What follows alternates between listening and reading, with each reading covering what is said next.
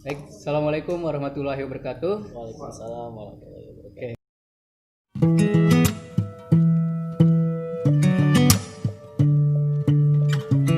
Selamat malam semuanya, teman-teman di YouTube, di Podcast Q, dimanapun berada. Dan saat ini dengan program Milenial Baper, yaitu milenial membahas politik dan pemerintahan. Politik dan pemerintahan ini tentu sesuai dengan isunya sekarang ya Bang ya, yaitu tentang pilkada Pasaman Barat khususnya, yang mana terdapat beberapa calon yang kuat dan memiliki potensial dengan visi dan misi yang luar biasa, program yang luar biasa, dan sepak terjang bagaimana kampanyenya juga luar biasa. Dan sebagaimana pula milenial, artinya kita akan mengembangkan potensi, mengenalkan, dan marilah bergerak untuk pemuda-pemuda ini dengan milenialnya pada paslonnya masing-masing. Dan bersama saya yaitu Bang Al-Huda. Ya. Ya, Bang Al-Huda sebagai tim milenial paslon nomor 4 04 pasti ya. yaitu Pak Yulianto dan Pak Syafrial. Syafrial. Oke. Nah, baik, sebelum memulai Bang, mungkin Abang bolehlah perkenalan diri buat teman-teman ya, nama, identitas, dan kenapa terlibat lah di Status dalam perlu ya? status boleh. Boleh. Mana tuh sekalian promosi ya Bang ya? Baik. Baik, izinkan saya memperkenalkan diri. Nama saya Al-Huda untuk kampus di Universitas Islam Negeri Sumatera Utara. Ini programnya keren ini Bang. Ini cerita milenial. Saya kira dulu milenial ini berperan 10 tahun lagi atau 5 tahun lagi. Rupanya akhir-akhir ini bagus. Dan ini kabar baik untuk kita. Milenial hari ini mulai terlibat. Iya. Mulai terlibat karena memang terlibatnya milenial ini menjadi sebuah perubahan yang bagus untuk Pasaman Barat. Bukan hanya tokoh-tokoh yang bermain hari ini. Karena memang milenial harusnya jadi pemain bukan jadi penonton. Jadi alhamdulillah nih kita bahas hari ini soal milenial. Keren Bang ya? Ya, insya Allah keren, dan kita harus memastikan ini berkelanjutan, nggak putus sampai Wajib, di sini aja ya kan? pastinya wajib. Iya. Mungkin itu saja perkenalan dari Status saya Bang. nggak Kalau jadi. untuk status nanti kita bicarakan di Oke. belakang. Baik. Itu ya Bang ya? Ya. Baik. Nah, itu perkenalan dengan narasumber kita yang insya Allah luar biasa, yaitu Bang Al-Huda. Yes. Dan Bang Huda ini ditunjuk sebagai tim milenial paslon dan juga turut mendukung dan juga mengajak teman-teman milenial ataupun yang lainnya juga gitu kan, tentu dengan pengetahuan seperti visi misi yang sudah disiapkan oleh paslon gitu kan. Nah, ngomong-ngomong tentang visi misi nih Bang gitu ya. Kira-kira visi misi apa yang dibawa oleh paslon, oleh Pak Yulianto dan Pak Syafrial? Pasangan nomor 4. Iya, nomor 4 ya. Oke. Seperti ini Bang. Untuk visi misi sebenarnya Bapak Yulianto kan ini pertahanan. Bapak Yulianto dan Pak Syafrial ini sebenarnya kan melanjutkan. Jadi untuk visi misinya memang untuk yang sekarang terwujudnya Kabupaten Pasaman Barat yang beriman, sejahtera, maju dan aman. Ini sudah melengkapi keseluruhan apa yang dibutuhkan oleh masyarakat. Jadi visi misi bukan hanya sekedar apa yang tertulis, tapi Pak Yulianto dan Syafrial itu sudah membuktikan. Kita tahu Pak Yulianto hari ini dia kan dulunya wakil nih. Iya. Dengan pasangan Pak Sahiran almarhum. Benar. Melalui aturan dan peraturan beliau menjadi bupati sementara. Jadi di saat beliau menjadi bupati semua sudah terbukti. Visi misi beliau sebenarnya hanya melanjutkan yang kemarin. Dan yang kemarin itu sudah bagus. Dan yang bagus harus dipertahankan pastinya. Setuju nggak? Iya, benar. Jadi dan sekarang kita juga lihat wakilnya Pak Syafrial. Wakil Pak Syafrial ini bukan latar belakang orang asing. Beliau juga seorang pemimpin yang dulunya wali nagari. Sempat ibaratnya terkenal dengan wali nagari terbaik se-Sumatera Barat. Wali nagari daerah untuk Kinali. Kinali ya, oke. Itu 2 periode. Dan kita nggak bisa pungkiri Kinali hari ini seperti apa. Kita bisa lihat dari infrastrukturnya, dari kegiatan masyarakat di sana, kemajuan pasarnya, kita bisa lihat Kinali. Jadi keberhasilan inilah yang insya Allah akan dilanjutkan. Jadi visi dari misi Pak Yulianto dan Syafrial ini terwujudnya Kabupaten Pasaman Barat beriman, sejahtera, maju dan aman. Itu untuk visinya. Oke. Gitu deh Bang. Baik. Nah, dalam pencapaian visi tentu ada misi, boleh Pasti disampaikan juga? dong. Untuk misinya itu kan tadi sudah termasuk dari 4 kata, itu kan bersama-sama nih. Oh, iya. Jadi slogan dari Pak Yulianto Syafrial ini bersama. Jadi Kabupaten Pasaman Barat yang beriman ini terwujudnya kehidupan masyarakat yang tertib, aman. Otomatis kalau cerita beriman, otomatis ke karakter. Jadi salah satu untuk misinya ini membentuk karakter dari masyarakat Pasaman Barat yang berakhlak pastinya. Itu untuk yang pertama. Yang kedua, Kabupaten Pasaman Barat yang sejahtera, yang mana sejahtera baik perkebunannya, kehidupannya lebih layak dari sebelumnya. Yang ketiga, ada lagi maju. Otomatis itu kalau kemajuan cerita infrastruktur dong. Perjalanan ataupun alat dari sebuah program untuk mencapai sesuatu. Yang terakhir itu ada namanya bermartabat ataupun aman. Dan ini yang dijamin adalah keamanan dari masyarakat Pasaman Barat. Mungkin itu untuk visi misi dari Yulianto dan Syafrial. Oke, gitu. Nah ya. Tentang ini Pak Yulianto dan Pak Syafrial kan merupakan kandidat yang juga diusung oleh Nasdem dan Demokrat ya Bang ya? Nasdem dan Demokrat. Dan tentu sesuai dengan sepak terjang di Pasaman Barat, Nasdem dan Demokrat ini juga kuat di Pasaman Barat ya Bang ya? Alhamdulillah kuat. Nah, kenapa yang diusungkan ini Pak Yulianto atau apa gitu kan mencari Pak Syafrial sebagai wakilnya gitu. Di antara mungkin banyak lagi tokoh-tokoh ya, banyak tokoh di Pasaman Barat, kenapa Pak Syafrial? Iya, betul sekali. Itu pertanyaannya. Gini, kita nggak bisa pungkiri kenapa harus Pak Syafrial. Justru pertanyaannya wajib Pak Syafrial. Oh, wajib. Okay. Karena memang dari gini, mau jadi apa saja itu harus sesuai dengan surveinya. Dan alhamdulillah itu untuk Pasaman Barat dari beberapa tokoh, survei dari Pak Syafrial ini memang tinggi, nggak bisa dipungkiri dari prestasinya, dari semua kegiatan positif dari Pak Syafrial, gimana dia dengan bermasyarakat, gimana dia dengan tokoh-tokoh ulama-ulama di sana. Makanya karakter Pak Yulianto yang ini ramah, santun, ditambah lagi dengan karakter Pak Syafrial itu sangat klop sekali untuk jadi pemimpin.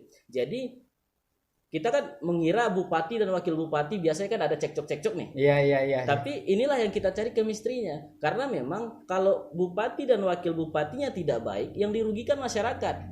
Jadi apapun kekurangan dari Pak Yulianto ini bisa ditutupi oleh Pak Syafrial. Makanya Pak Syafrial saya rasa cocok untuk mewakili, untuk jadi wakil di Pak Yulianto, gitu dia. Nah, artinya Pak Syafrial dan Yulianto ini saling berkombinasi, saling kerjasama yang kuat juga ya gitu ya. Baik. Mereka saling melengkapi. Ya saling melengkapi tentunya. Nah seputar program gitu. Nah kebetulan saya juga anggaplah masih statusnya mahasiswa pendidikan gitu kan. Nah dari Pak Yulianto dan Pak Syafrial apa program pendidikan yang akan diangkatkan di Pasaman Barat? Mungkin ya melanjutkan gitu kan, tapi tentu harus ada yang dikembangkan lagi, harus ada yang diproseskan lagi, dilanjutkan dan ibaratnya jadi bahan kampanye juga nih gitu kan buat para pemilih nantinya gitu. Kita tahu memang kalau pendidikan untuk kelas provinsi Sumatera Barat, memang kita kan berada di nomor 2 paling bawah ya, setelah Mentawai. Dan ini sebenarnya yang salah bukan masyarakatnya, yang bisa dibilang salah bukan dari siswa-siswinya yang ibaratnya kurang tidak baik, tapi yang jadi masalah kemungkinan besar yang jadi masalah ini pemerintahnya yang kurang memang kepekaannya untuk pendidikan. Makanya nanti inilah gunanya milenial menyampaikan apa kekurangan dari Bapak Yulianto sebelumnya. Ingat, Pak Yulianto memimpin hanya 1 tahun dan dia tidak memiliki wakil. Abang saja lah kalau sendirian gimana? Kesepian nggak? Kesepian sekali. Ya otomatis harus memiliki pasangan kan seperti itu. Pak Yulianto itu cuma 1 tahun jadi memimpin. Jadi kita tidak bisa menilai Pak Yulianto belum berhasil di bidang pendidikan, tidak. Tapi alhamdulillah, makanya ini dilibatkan milenial untuk menyampaikan ke Pak Yulianto. Kita sudah masukkan beberapa program, salah satunya pengembangan diri. Pelatihan-pelatihan seperti pelatihan public speaking untuk menambah kepercayaan diri mahasiswa ataupun anak-anak murid yang di sini. Dan juga kita harus harus kita garis bawahi. Yang harus diperbaiki dari pendidikannya itu orangnya pastinya, bukan soal pendidikannya. SDM-nya dulu. Sumber daya manusianya dulu. Makanya kita perbaiki pola pikir dari teman-teman untuk mahasiswa ataupun siswanya nantinya melalui program-program training. Ini sudah kita masukkan ke program Bapak Yulianto dan juga Syafrial. Ini kita masukkan seperti pelatihan pengembangan diri, pelatihan public speaking, pelatihan banyak pelatihan nanti akan dimasukkan ke program Bapak Yulianto dan Syafrial.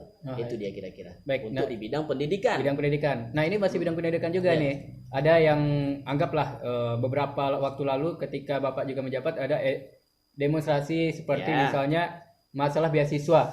Nah, itu kan ini pertanyaan bagaimana beasiswa tidak tercapai oleh mahasiswa yang sedang kuliah di luar Pasaman Barat, ataupun ada kemarin juga di Jogja banyak yang mempertanyakan kenapa daerah lain dapat, kita Pasaman Barat nggak dapat gitu katanya waktu itu kan mahasiswa Jogja. Nah, kira-kira mengenai beasiswa ini apa yang bisa ditawarkan gitu? Baik, mengenai beasiswa sedikit saya singgung lagi. Pak Yulianto itu menjabat baru 1 tahun. Iya, benar. Okay. Sedangkan 1 tahun beliau menjabat ini pandemi. COVID. Jadi otomatis semua anggaran itu memang difokuskan ke COVID hari ini. Makanya tidak banyak sebenarnya yang bisa dilakukan oleh Pak Yulianto untuk beasiswa. Apa bedanya dengan pemimpin-pemimpin sebelumnya? Jadi tidak bisa disalahkan dari Pak Yuliantonya. Emangnya bupati-bupati sebelumnya gimana gitu. Sedangkan beliau baru 1 tahun menjabat tanpa pasangan, tanpa wakil. Ya mungkin makanya ini kita lanjutkan. Baik. Jadi dengan kita lanjutkan makanya kita akan terbukti. Untuk beasiswa pun insya Allah transparan. Semua akan transparan, semua akan tersalurkan sesuai dengan jalurnya. Seperti itu dia. Baik, nah baik itu seputar pendidikan. Kita lanjutkan ya Bang ya. Siap. Ke pembahasan selanjutnya yaitu kita ambillah ekonomi. Baik. Ekonomi masyarakat Pasaman Barat gitu.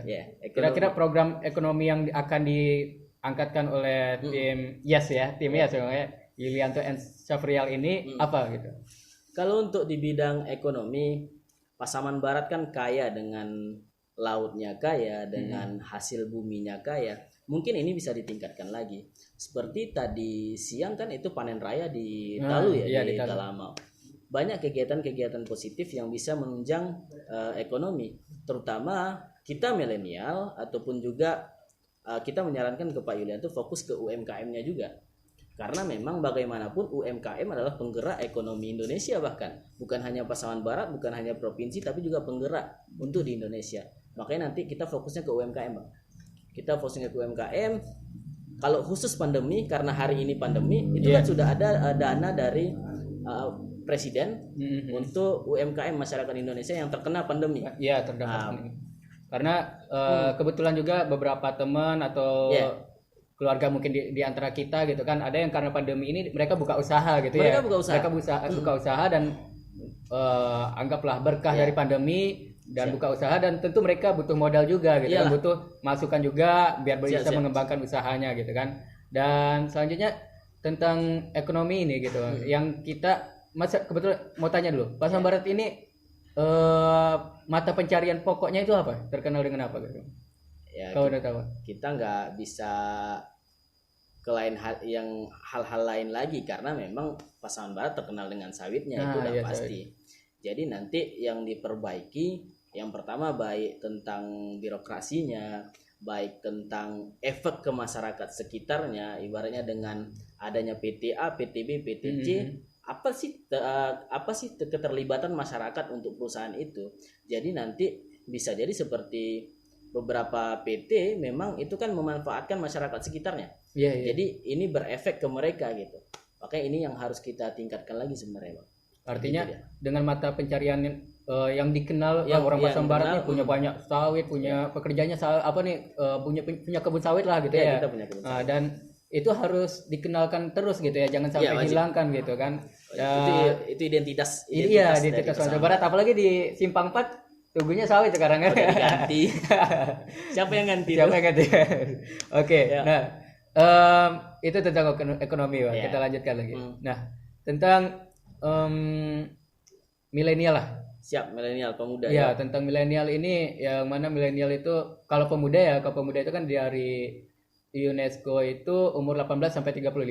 Oke, tapi yang tua-tua masih ngaku pemuda nggak ada masalah ya? Kalau ngaku pemuda boleh lah, itu mereka. Cuma kaum muda itu, kaum muda itu artinya pemikirannya, Bang gitu ya. Nah, pemikiran. Jadi kalaupun orang tua umur 60-an, 50-an, dia selama misalnya masih bisa berpikir seperti ini gitu kan. Nah, itu artinya dia masih muda gitu. Karena itu kepikirannya. Nah, jadi program apa gitu yang bisa ditawarkan untuk pemuda atau milenial yang ada di Pasaman Barat gitu? Baik, untuk pasangan Pak Yulianto dan Syafrial, kita ini cerita milenial nih. Iya, cerita milenial. Saya ingin sedikit beralih cerita sedikit soal milenial. Milenial ini kan unik, yang mana sifatnya itu nggak bisa ditebak, yang mana karakternya nggak bisa dipilah-pilih lagi, karena memang milenial ini aslinya, dia nggak bisa berubah-ubah. Ibaratnya hari ini kan maraknya money politik. Dengan hadirnya milenial ini bisa mencegah. Karena apa? Milenial punya pilihan. Milenial nggak bisa diganggu gugat. Dia ibaratnya karakternya itu udah satu gitu. Jadi cerita milenial ini unik. Makanya saya mengira tadinya milenial ini aktif 10 tahun lagi. Milenial ini aktif 5 tahun lagi. Rupanya dipercepat. Rupanya hari ini pun dari salah satu calon kita banyak yang milenial. Dari beberapa calon banyak yang milenial. Itu berlaku juga di kabupaten lain juga banyak yang milenialnya maju gitu. Jadi ini sebuah prestasi untuk Pasaman Barat karena memang milenialnya terlibat untuk pilkada hari ini. Jadi untuk milenial, program dari Pak Yulianto dan Syafrial milenial, kita udah diskusi, itu ada beberapa memang seperti pelatihan tadi. Jadi baik di bidang olahraga itu akan ditingkatkan lagi, di bidang pelatihan itu akan ditingkatkan lagi, dan yang lain-lainnya insya Allah apa yang sudah ada pun itu akan kita perbaiki lagi. Begitu dia untuk program milenial. Ngomongin olahraga tadi gitu Bang. Dan Pasaman Barat tentu berhubung waktu dekat ini ya itu tentang Porprov ya Bang ya. Nah itu kan tentu pemuda ataupun yang memiliki talenta dengan bidang olahraganya gitu kan tentu ingin terlibat bisa jadi dengan mengajukan diri atau bisa ditunjuk gitu. Nah dari olahraga ini kira-kira yang dari Pasaman Barat ini harusnya bisa dilibatkan ke Porprov ini apa itu Bang? Untuk pemuda di bidang olahraga ini. Gimana ya? Kita memang di bidang olahraga memang sedikit kurang berprestasi Bang. Kita nggak bisa pungkiri karena memang ini kabupaten baru, tapi bukan berarti kabupaten baru tidak punya prestasi. Tapi memang harusnya di pemerintahan ini juga harus dimulai dari bibit-bibit bawahnya dulu. Kita harus memang bersabar. Ini kan kabupaten baru, nggak bisa dong kabupaten baru langsung juara di Sumatera Barat, nggak bisa. Jadi makanya kita kepengennya nanti Pak Yulianto dan Syafrial memiliki program itu dari bawah dulu. Kita harus bekali dari bawah-bawahnya dulu. Nggak bisa langsung juara dong. Semua butuh proses. Makanya insya Allah dengan adanya Pak Yulianto dan Syafrial, apalagi menang nantinya, ini akan difokuskan ke bibit-bibit mudanya. Supaya apa? Supaya segala sesuatu yang berproses itu akan nikmat pada waktunya. Begitu ya. Quotes yang luar biasa. Iya dong. Oke. Nah, iya, jadi ada bukan pernah lah ngopi atau minum gitu kan sama milenial juga pemuda. Ya kebetulan saya juga milenial. Nah, jadi mereka pengen di Pasaman Barat ini ada tempat gitu yang emang sekarang kayaknya dilihat gitu kan ada yang suka main skateboard. Nah, cuman lapangan buat skateboard itu tidak, malah dipakai jalan raya sekarang kan gitu kan. Akses jalan jadi bagi pengguna jalan terganggu, bagi yang pengen mengembangin bakat juga bingung tempatnya di mana gitu. Insya Allah Pasaman Barat kita masih punya lahan yang luas, kita masih punya beberapa tempat yang kosong, di perkotaan juga kita masih banyak yang lahan kosong.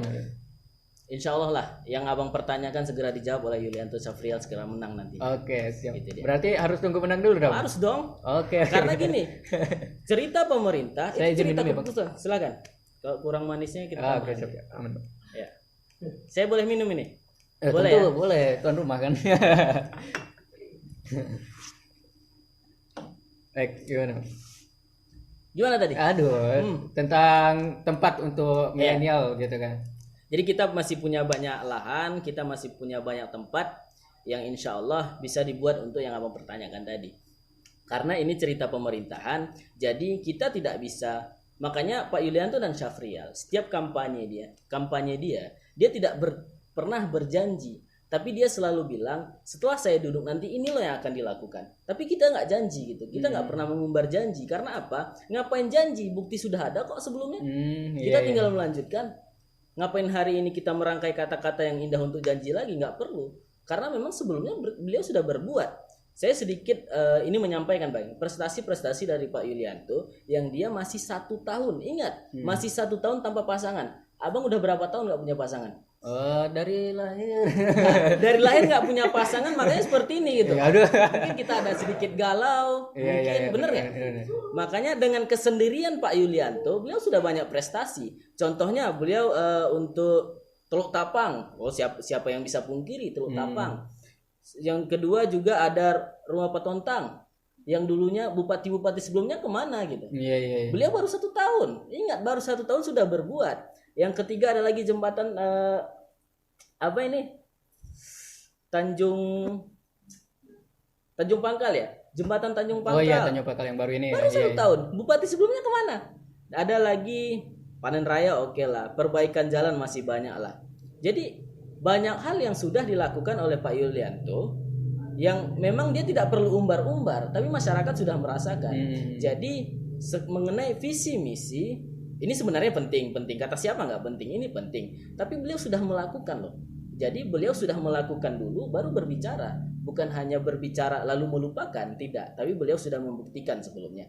Jadi apa susahnya melanjutkan? Oke. Kan gitu. Iya, artinya nanti program yang buat milenial ini seperti tempat-tempat ini, insya Allah berdasarkan juga realita yang sebelumnya sebagai bupati sudah mampu melaksanakannya gitu kan, dan ini bisa jadi nanti ada saran-saran dari pemuda yang lain itu bisa terwujud gitu ya Bang. Sangat.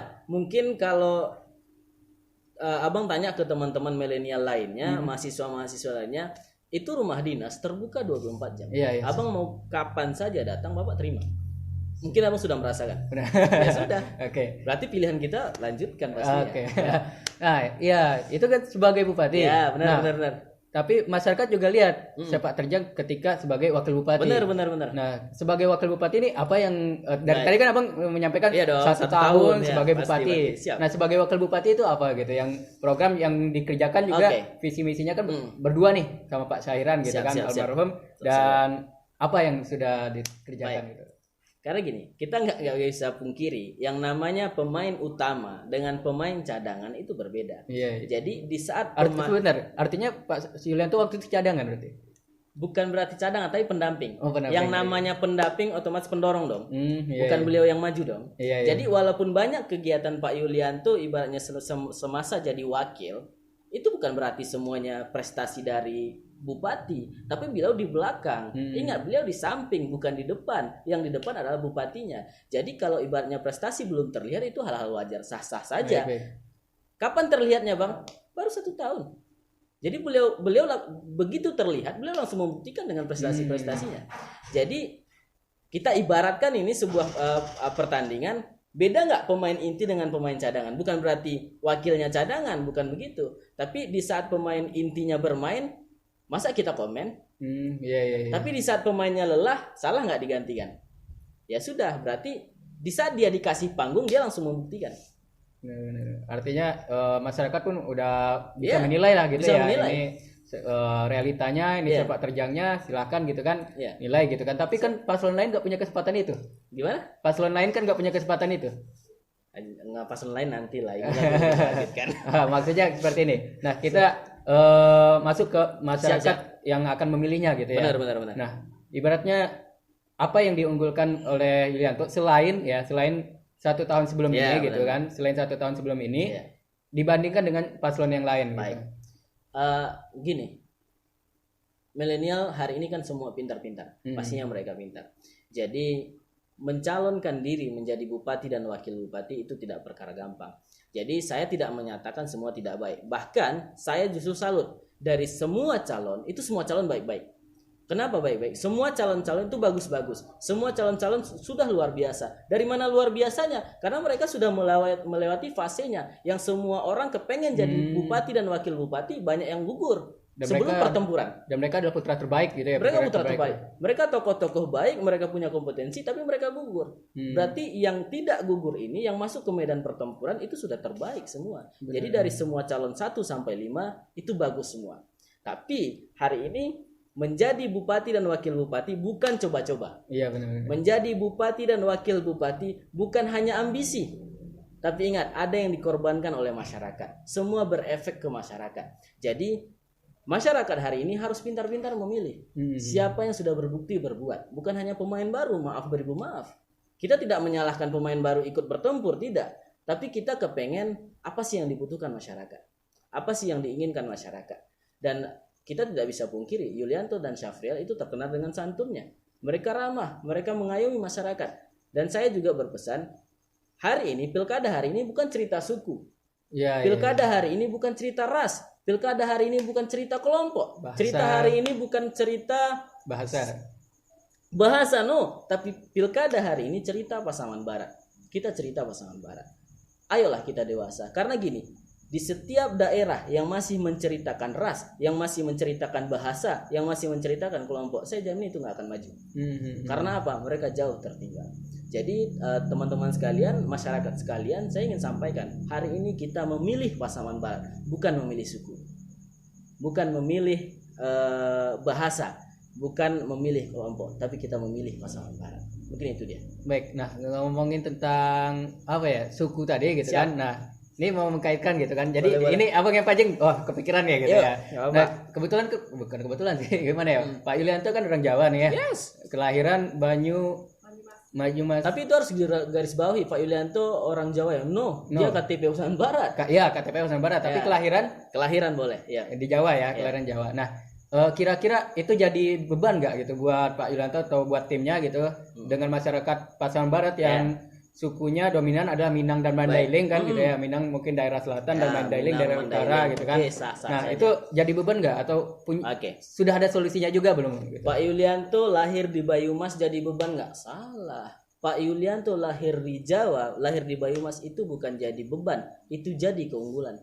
Kenapa jadi keunggulan? Ingat teman-teman sekalian, di dalam pemerintahan ada yang namanya lobby-lobby. Benar. Ingat, kenapa ini semua terjadi? Prestasi ini terjadi karena lobby-lobby. Lobby-lobby kenapa? Jawa sesama Jawa. Pemimpin kita di pusat sana siapa semua? Kita nggak bisa pungkiri. Kita nggak bisa pungkiri. Dan alhamdulillah makanya kita mengambil sesuatu itu jangan negatifnya, kita ambil positifnya. Itu orang pintar. Jadi kalau Pak Yulianto lahir di Banyumas, Pak Yulianto dari Jawa gitu, tidak ada permasalahan di Pasaman Barat, kecuali beliau orang Barat, kecuali beliau orang Afghanistan, benar tidak? Itu jadi masalah. Namun hari ini beliau masih orang Indonesia, KTP-nya orang sini. Kalau dia sudah domisili di sini, masih bisa dikatakan nggak dia orang luar?